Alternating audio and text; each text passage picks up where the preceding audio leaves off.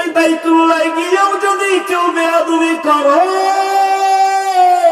জাগা গজব চলে আসবে। অনেক আল্লাহর গোলাম বাইতুল্লাহ তাওয়াফ করে সবাই তাওয়াফ করে, লাব্বাইক আল্লাহুম্মা লাব্বাইক লাব্বাইক লা শারীকা লাক লাব্বাইক ইন্নাল হামদা ওয়ান নি'মাতা লাক ওয়াল মুলক লা শারীকা লাক। ওই আল্লাহর বান্দারা তাওয়াফ করে লাব্বাইকের। এক আল্লাহর গোলামকে কেউ দেখলে চোখের মধ্যে পট্টি লাগানো, বাইতুল্লাহ তাওয়াফ করে সবাই, আর ওই পট্টি লাগানো যাচ্ছে, ওই বান্দা লাব্বাইক বলে না, বলে আল্লাহুম্মা গফিরলি যুনুবি, আল্লাহুম্মা গফিরলি যুনুবি, ও মালিক আমাকে তুমি মাফ করে দাও। সবাই লাব্বাইকের আওয়াজ দেয়, ওই বান্দা বলে আমাকে মাফ করে দাও, ও আল্লাহ আমারে মাফ করে দাও, তুমি এখান থেকে গুনাহ অবস্থায় ফিরাইও না। 13 সালে হজে গেলাম, তার আগের বছর আমার ওস্তাদ গেলেন, ওস্তাদ এসে একটা ঘটনা শুনাইছে। ঢাকার বড় লোক ছেলের নিয়ে হজে রওনা, হুজুরেও সেই কাফেলায়। ভাই যখন এয়ারপোর্টে ইহরামের কাপড় পরলো সাদা, সবাই সাদা কাপড় পরে নামাজ পড়লো, সবাই তালবিয়া পড়ে। বিমানে লোকটা পড়ে না, শুধু গল্প করে। যখন যাইতে যাইতে জেদ্দায় নামিয়া গাড়িতে উঠিয়া চলে গেল বাইতুল্লাহ। নবীজির সুন্নাত হলো বাইতুল্লাহ প্রথম নজর লাগা মাত্রই দোয়া করবা, দোয়া করতে দেরি কবুল হইতে দেরি না। প্রথম নজরে যে দোয়া করবে সাথে সাথে কবুল। তাহলে কি দোয়াটা করলে করা যায়?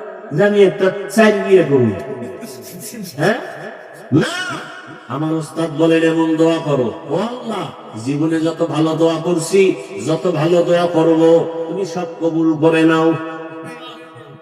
মজার দোয়া না?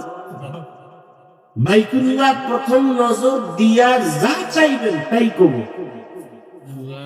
তো উল্টা পাল্টা কিছু চাইলে কবুল হইব না। আল্লাহ তুমি আমার সৌদির বাদশা বানাই দাও। হায় হায়, ওই আল্লাহর বান্দা বারবার বলে আল্লাহ তুমি আমাকে মাফ করে দাও, মাফ করে দাও। একজনে ধৈর্য পায়, সবাই লাব্বাইক বলে, তুমি কেন বলো আমাকে মাফ করে দাও? কি অপরাধ করেছে? ওই আল্লাহর বান্দা কান্না করে আর বলে, ভাই আমি এখানে আছি আল্লাহর ঘর জিয়ারতের জন্য। আমি এখানে আইসা বাইতুল্লাহ চারপাশে একটা কঠিন পরীক্ষা চলে। ডানেও নারী, বামেও নারী, সামনেও নারী, পেছনেও নারী, ওদিকে সামনে আল্লাহর ঘর। কত কঠিন পরীক্ষা। ডানেও নারী, কেউ চেহারা খোলা। এই এহেরাম অবস্থায় চেহারা খোলা রাখবে ঠিক, কিন্তু নারীরা পুরা খোলা রাখবে না। এখন তো আমাদের দেশে ক্যাপ আছে না, চেহারা ঢেকে রাখতে হবে।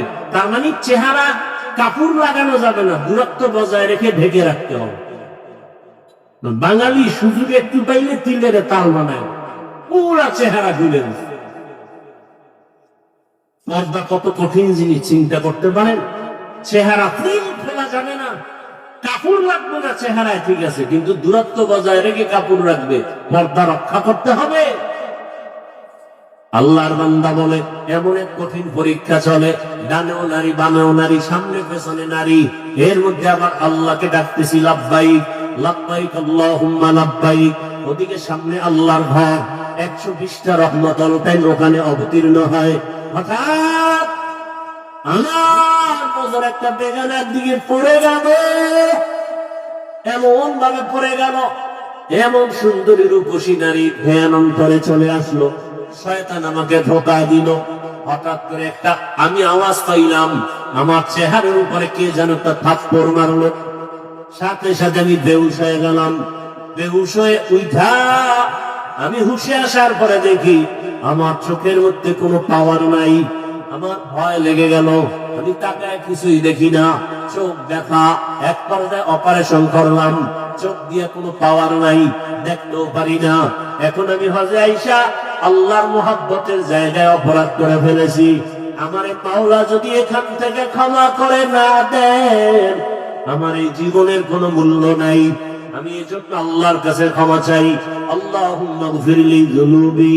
ও এলাকার মা বোনেরা, যুবক বাবারা, নবীজি বলেন যারা বাইতুল্লাহ গিয়া হজ করার সামর্থ্য আছে করো, যদি না পারো তোমরা আল্লাহর ঘর মসজিদে যাও, গরিবরা জুমার দিন গিয়া নামাজ আদায় করো, আল্লাহর ঘর মসজিদে গিয়া আল্লাহর মুহাব্বতে সুন্দরভাবে সুন্নাত আদায় করে নামাজ পড়ো, আল্লাহ তাআলা হজের বরকত তোমার আমল নামায় দিবে। শুধু তাই না, হজের সময় হাজী সাহেবরা নখ কাটতে পারবে না, মোষ কাটতে পারবে না, চুল কাটতে পারবে না, সাবান লাগায় গোসল করতে পারবে না, এরপরে জামা কাপড় ধুইতে পারবে না, আতর লাগাইতে পারবে না, ভালো করে সাবান ব্যবহার করা নিষেধ। ও গরীব, তুমি যদি কোরবানি দিতে যাও, হজ করতে যেতে পারো নাই, তাদের মতো তুমিও জিলহজ মাসের 1 তারিখ থেকে হাজীদের নমুনায় চলো, নখ কাটিও না, মোষ কাটিও না, তুমি চুল কাটিও না। যদিও তোমার হজ ফরজ না, কিন্তু তাদের সাদৃশ্য যদি হয়ে থাকো, হজ যদিও ফরজ না, তবে আল্লাহ ওই বরকত তোমাকেও দান করবে। জিলহজ মাসের 1 তারিখ থেকে আঙ্গুলের নখ কাটা যাবে না, হ্যাঁ, এরপরে তোমার চুল কাটা যাবে না, মোষ কাটা যাবে না।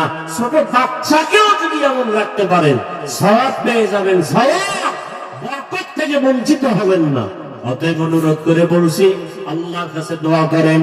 ওই বাইতুল্লাহ বড় দামি একটা ঘর, যেখানে গিয়ে তাকাইলে দোয়া কবুল, যেখানে গেলে চোখের পানি ধরে রাখা যায় না। আল্লাহর কাছে দোয়া করেন, চোখের পানি ছেড়ে হে মালিক, ওই বাইতুল্লাহ জীবনে একবার হলো যাওয়ার তৌফিক দাও। 7 আসমানের উপরে একটা নূরের ঘর আছে, কাবা। কি আছে? নাম হলো বাইতুল মামুর। নাম কি?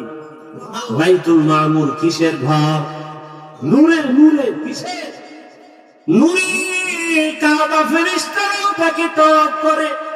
মুফাসসিরিনে কেরাম বলেন, প্রত্যেকটা আসমানে এক একটা বাইতুল মামুর আছে, কাবা আছে। ফেরেশতাদের কাবা কিসের বানানো? নূরের বানানো। ওই 7 আসমানের উপরের কাবা মুহূর্তে মুহূর্তে 70,000 রহমতের ফেরেশতারা একসাথে তওয়াফ করে। একবার যারা সুযোগ পাবে, কিয়ামত পর্যন্ত আর সিরিয়ালে তাদের সুযোগ হবে না। এই হিসাবটা মিলায় দেখেন, ফেরেশতা বানাইছেন আল্লাহ কত সীমাহীন। প্রত্যেক মুহূর্তে একসাথে কত হাজার, আর সুযোগ পাবে দ্বিতীয়বার। এভাবে চলতে থাকবে কিয়ামত পর্যন্ত। এবার বুঝেন ফেরেশতা কি পরিমাণ আল্লাহর বানানো। আল্লাহর কাছে বললেন, হে মালিক, মেহেরবানি করে ওই তাওয়াফ করি তোমার দরবারে মুহাব্বতের সাথে, ওই তাওয়াফকে ওসিলা বানাইয়া ক্ষমা চাই, মেহেরবানি করে ক্ষমা করে দাও। মুফাসসিরিনে কেরাম বলেন, আল্লাহ তাআলা ফেরেশতাদের বললেন, আরে গুনাহ করার মধ্যে কোনো স্পিরিট তোমাদের অন্তরে নেই, গুনাহ চিনোই না। সেক্ষেত্রে যদি তোমরা আবার তাওয়াফের ওসিলা বানায় ক্ষমা চাও, আমি যাদের শ্রেষ্ঠ জাতি দুনিয়ায় বানায় পাঠাবো, তা চাইলেই তো গুনাহ করতে পারবে, চাইলেই তো নেক আমল করতে পারবে। ওদের তো একটা আমলের ওসিলা বানায় দেওয়া লাগবে ক্ষমার জন্য। আল্লাহ কাছে জিবরাইল যাও, পৃথিবীর মধ্যখানে একটা কাবা ঘর বানাও, আরে তাওয়াফের ওসিলা দিয়া যারা ক্ষমা চাবে, ক্বালান নবী সাল্লাল্লাহু আলাইহি ওয়া আলিহি ওয়াসাল্লাম, মান হাজ্জা লিল্লাহ ওয়া লাম ইয়ারফুজ ওয়া লাম ইয়াফসুক রাজা'a মিন যুনুবিহি কাওয়ালাদাতুহু উম্মুহু। নবী বলেন, যারা বাইতুল্লাহ জিয়ারত করে বের হবে, বাচ্চা যেমন নিষ্পাপ মায়ের গর্ভ থেকে আসে, প্রত্যেকটা জিয়ারত করনেওয়ালা হাজীকেও নিষ্পাপ বাড়ি ফিরায় দিব। বাইতুল্লাহ এখনো বানায় নাই। আল্লাহ কাছে জিবরাইল যাও, এই জায়গাটা নির্দিষ্ট করে দিলাম, এখানে ঘর হবে বাইতুল্লাহ। ইন্না আউওয়ালা বাইতু উযিআ লিন-নাস, মানুষের ক্ষমার জন্য। কার জন্য ঘর? মানুষের হেদায়েতের ঘর, ইবাদতের ঘর, না বসবাসের ঘর? কি বাইতুল্লাহ কি বসবাসের ঘর না হেদায়েতের ঘর? বসবাসের ঘর তো হেদায়েতের ঘর আসছে, বসবাসের ঘর নাই কেন? আল্লাহ বুঝাই দিলেন, দুনিয়াতে যে শ্রেষ্ঠ জাতি পাঠাবো, এদেরকে আমি বসবাসের জন্য পাঠাবো না, এদেরকে পাঠাবো ইবাদতের জন্য। ইবাদতের ঘর আগে বানায় দিলাম, দুনিয়াতে মানুষ করবা ইবাদত, বিনিময়ে আরামে ঘুমাইবা, সে জায়গা হলো জান্নাত। বেহেশত के आज़ारे नपाशद कसे राबा कसे करे नबाशुद। বাইতুল্লাহ কেন বানাইলেন তার একটা কারণ মনে আছে আমার কথা। এক নম্বর কথা হজ কি, দ্বিতীয় কথা হজ কেন, কেন এক জবাব হলো জন্মভূমির টান। দুই নম্বর হজ কেন, রহমতের সেন্টার।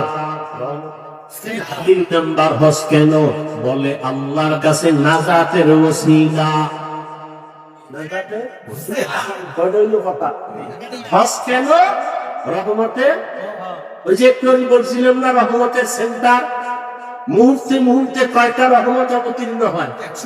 120টা, মনে আছে না? দুই নম্বর কথা জন্মভূমির টান। আমরা আব্বা জানের জন্ম ওই জায়গার মাটির চামড়া দিয়া, মনে আছে? তাহলে বাবার জন্মের প্রতি ওখানে জন্মস্থানে একটা টান আছে না নাই? কি যত দুনিয়াতে ঘুরি যেখানেই যাই, কিন্তু জন্মভূমির একটা টান আছে না নাই? আছে। আমার বাড়ি কুয়াকাটা, ওখানে বছরে একবার হলেও যাই, মন চায় কথায় কথায় জন্মভূমির কথা আমরা বলি। এখন ভোগবিলাসে আরামে শহরে বিল্ডিং উঠায় এসিতে ঘুমাই, কিন্তু সেই জন্মকালের যে স্মৃতিগুলো ভুলে গেছি। এই বৃষ্টি হচ্ছে, ছোটকালের কথা মনে পড়ছি। বৃষ্টিতে কত দৌড়াইলাম, কত ভিজলাম। এখন যদি একটু পাকতাল দৌড় দিতে, মানুষে তালগি দিয়ে সামনে ফেলাইল যে দৌড় দিছি, এটা একটা ছবি তুলে ভালো। আর সে সময় তো লঙ্গি ছাড়া দৌড়িস কি, সে আনন্দ আরামে আছি, খাইতেছি, কিন্তু সেই যে একটা তৃপ্তি স্মৃতি, এটা চাইলো আর পারি। জন্মকালের সেই কথা, জন্মভূমির সেই ইতিহাস স্মৃতির পাতায় পড়ে আছে, মনে চাইলেও পারি না। জন্মভূমির টান, ওই বাইতুল্লাহ মক্কা নগরীতে আল্লাহ তাআলা বলেন, ওখানে গেলে আল্লাহর অনেক নিদর্শন আছে। ফিহি আয়াতুন, অনেক নিদর্শন। ওখানে যারা ঢুকবে তারা নিরাপদ। এমন সুন্দর নিদর্শন। বাইতুল্লাহ আল্লাহর ঘর, একটা হেদায়েতের নিদর্শন। এরপরে আছে মাকামি ইব্রাহিম, এক নিদর্শন। প্রথমেই বাইতুল্লাহ নির্মাণ করছেন ফেরেশতা, এরপরে নির্মাণ করেছেন পয়গম্বর আদম। ভারতের বিরোধিতা করি না আমরা কেন? ভারত কাগজ দেশ, মেয়ার ইতিহাস জানেন না? এমন একটা বরকতের দেশ, পৃথিবীর ইতিহাসে ভারত ওই জমিন যেখান থেকে পৃথিবীর ইতিহাসে প্রথম হজ শুরু হয়েছে। বাইতুল্লাহ হজ ভারত থেকে। পৃথিবীতে প্রথম মানুষ আদম নবী ভারতের জমিন থেকে হেঁটে গিয়ে 1000 বার বাইতুল্লাহ হজ করছেন।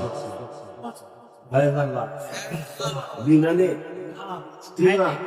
কেমনে, কয়বার? 1000 বারের মধ্যে 300 বার করেছেন বড় হজ, 700 বার করেছেন ওমরা। 500 বার, 700 বার করেছেন ওমরা। কোথা থেকে হেঁটে গিয়া? ভারতের ঘৃণা করেন কেন মিয়া? স্কুলের ছেলে চুরি করছে, ওরে যতমের মতো জুতার বাড়ি দাও, স্কুলকে খারাপ বলো কেন? কথা বলেন। ভারত থেকে নাপাক দূর করো। ভারত তো ওই জমিন যে ভারতের রাজধানী দিল্লিতে আজও দাঁড়িয়ে আছে মুসলমানের ঐতিহ্য কুতুব মিনার। তুমি ভারতকে ঘৃণা করো কেন? বরং কোমরে গামছা বেঁধে রেডি হও, ভারত আমার দেশ, আমার দখল করে নিতে হবে আমার। ভারতের কথা শুনলেই শুনবেন কি? আমি যেখানে কথা বললাম বানায় বলছি, কি মনে হয় আমরা ভারতের দালাল? হ্যাঁ, কি আশিক কথা, পাগলের পাগলামি। মোগলদের ইতিহাস জানানো ভারতে। গোটা দুনিয়াতে ইসলামের যত আলো জ্বলে, লিখো রাজনীতির ময়দানে যত ইসলামের খেদমত চলে, দাওয়াত ও তাবলীগের লাইনে ইসলামের যত খেদমত চলে, পীর মুরিদের লাইনে যত ইসলামের খেদমত চলে, সব ইসলামের খেদমতের গোড়া দাওয়াত ভারত। ভারতের নাম শুনলেই তাই দাওয়াত। আমাদের রক্ত ঈমান ওখানে ঢুকানো। গোটা দুনিয়াতে ইসলামের খেদমত চলে, এর পাওয়ার হাউস কই? কোথায়? কোথায়? দেওবন্দ। একটা মায়ের সন্তান দুঃসাহস নাই দেওবন্দীদেরকে ওভারটেক করে নতুন ভাবে কোন ইসলামের বাতি জ্বালাবে, কথা বলবে, সাহস নাই। মোগলদের ইতিহাস ভারত, কুতুব মিনার দাঁড়ানো ভারত, দিল্লির শাহী জামে মসজিদের খতিব শাহ ওলিউল্লাহ মুহাদ্দিস দেহলভী সেখানে নামাজ পড়ে আসছি। হাজী ইমদাদুল্লাহ মুহাজির মক্কি তরিকাতের লাইলে রশিদ আহমদ দেওবন্দি। ভারতের কথা বলা যাবে না। ভারতকে দখল করতে হবে, এটা আমার বাবার দেশ।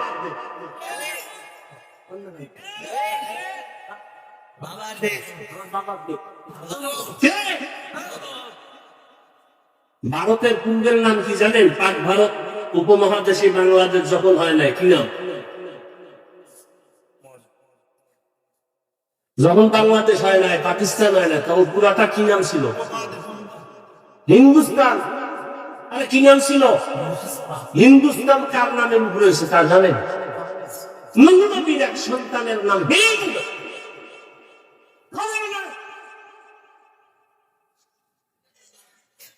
পৃথিবীতে নূহ আলাইহিস সালাম, আদম আলাইহিস সালাম আসা বিদায়ের 1200 বছর, 600 বছর পরে নূহ নবী পৃথিবীতে আসছেন। 1200 বছর পরে 600 আবার 600 বছর পরে নূহ আলাইহিস সালামের যুগে প্লাবন চলে আসলো। কিচ্ছু ছিল না দুনিয়াতে। ওই নূহ নবীরে আল্লাহ কি বানাইতে বলেছিলেন? কিস্তি বাংলায় না। আজকে থেকে তওবা করেন, নৌকা বলবেন না। আচ্ছা বলেন তো, নৌকা কত বড় হয়? 50,000 লোক বসতে পারে? 500, 100?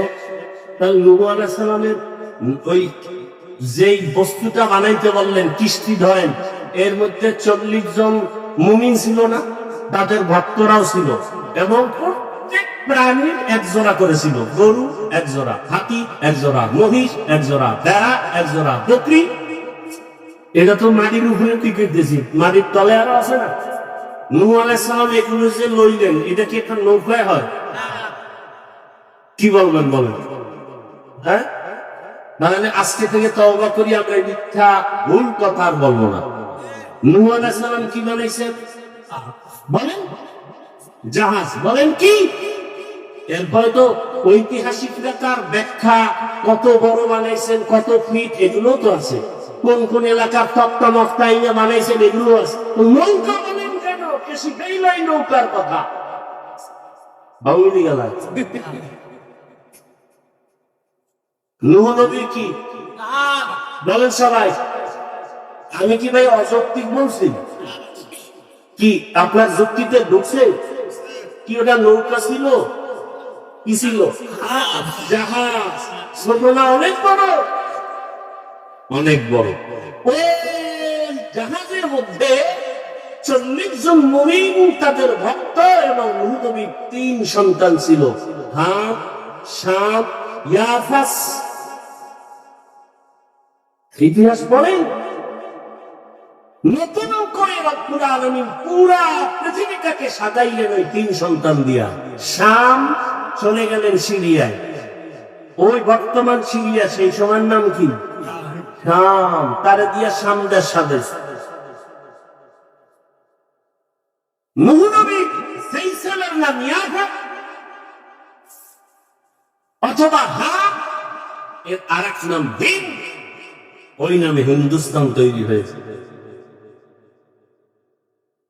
তাহলে হিন্দুস্তান দেখেন তো, এজন্য নূহ নবীকে বলা হয় আবুল বাশারে সানি, দ্বিতীয় আদিবিদা।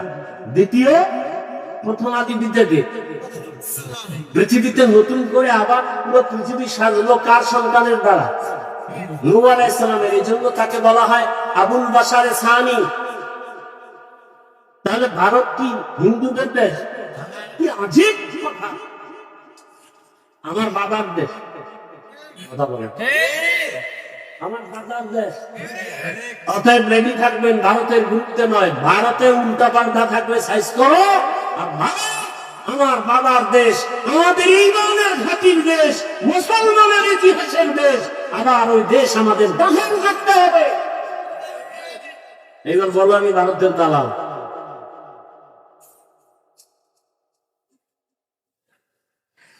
কি বয়ান বললাম, 4-5 দিন বিছলে হইয়া থেকে আইসা এ শেষ আছে আর কোনো?